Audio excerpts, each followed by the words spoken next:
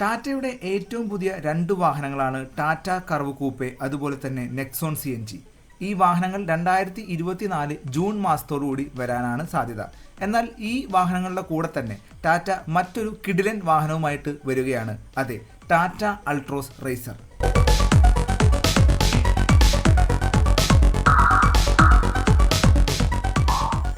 ഈയൊരു വാഹനത്തിൻ്റെ കൺസെപ്റ്റ് ഒരുപാട് കാലമായി ടാറ്റ പല മോട്ടോ ഷോകളിലും പ്രദർശിപ്പിക്കുന്നുണ്ട്. എന്നാൽ 2024 ഭാരത് മൊബിലിറ്റി ഷോയിലാണ് ഈയൊരു വാഹനം അവസാനമായി പ്രദർശിപ്പിച്ചത്.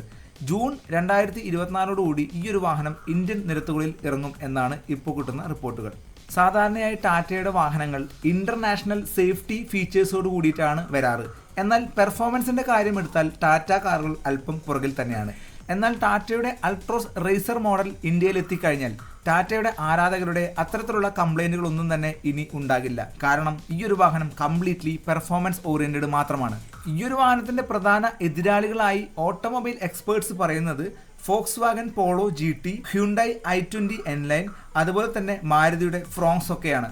സേഫ്റ്റി കൂടുതൽ ഉള്ളതുകൊണ്ട് തന്നെ വാഹനത്തിന്റെ ഹാൻഡ്ലിംഗിൽ സാധാരണ സ്മൂത്ത്നെസ് ഇല്ല എന്നാണ് ടാറ്റ യൂസേഴ്സിന്റെ പൊതുവെയുള്ള പരാതി.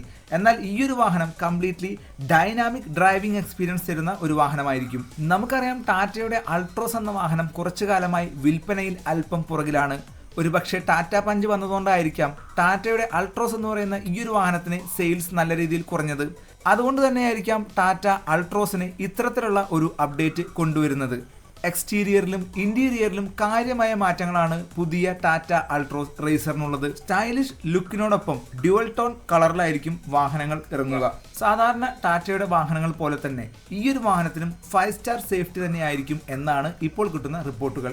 വാഹനത്തിന്റെ പവർ ഫിഗേഴ്സ് പരിശോധിച്ചാൽ പഴയ അൾട്രോസിൽ നിന്നും ഒരുപാട് മാറ്റങ്ങളാണ് പുതിയ അൾട്രോസ് റേസറിനുള്ളത്.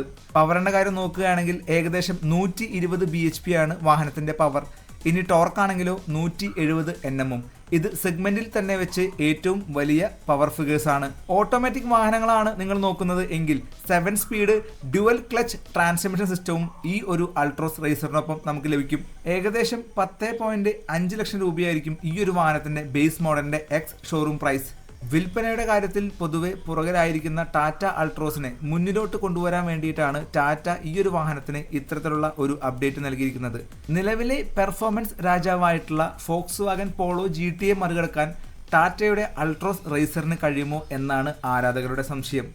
എന്തായാലും 3 സിലിണ്ടർ എഞ്ചിൻ വെച്ച് ഇത്രയും ഹെവി ആയിട്ടുള്ള ഒരു വാഹനത്തിനെ പെർഫോമൻസ് വാഹനമായിട്ട് ഇറക്കാൻ ടാറ്റ കാണിച്ച ചങ്കൂറ്റത്തിന് അഭിനന്ദനം. ഇതുപോലുള്ള ലേറ്റസ്റ്റ് അപ്ഡേറ്റിനായി നമ്മുടെ ചാനൽ സബ്സ്ക്രൈബ് ചെയ്യുക. അടുത്തൊരു വീഡിയോ ആയിട്ട് വരാം. അതുവരെയും ബൈ.